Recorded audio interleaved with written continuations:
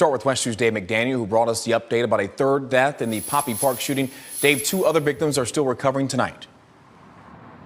Yes, Stuart, those other 2 victims, one is in critical condition in the hospital, and the other one, we're being told, has non-life-threatening injuries. But police are yet to really lay out for us exactly what they believe prompted these shootings in the first place.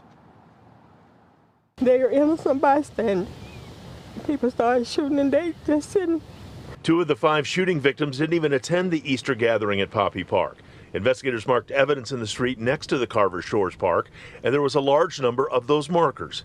Investigators have said little about what exactly happened, but the grandmother of 2 victims said they were outside her home when bullets were fired at a car on the street, possibly the Lamborghini we saw being towed away. They opened fire on him, but it was more than one person that was shooting. One of her family members killed, the other gravely injured by bullets intended for others. They don't have a mother, and then my other granddaughter that's in the hospital. She got 2 children, her husband.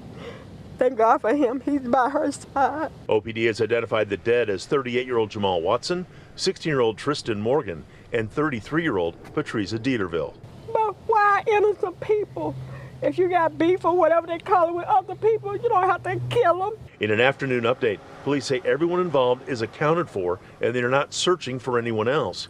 When asked if there have been any arrests, the answer was no. The woman who asked not to be identified is just at a loss about the level of violence these days, violence where her family is now included by simply being nearby. They love me, so they want to come and be with their grandmother, not knowing it will be one of them last time to see me. We're told the woman who died was a mother of 4, and the woman still fighting for her life in the hospital has 2 kids. Reporting live at Orlando Police Headquarters, Dave McDaniel, West 2 News.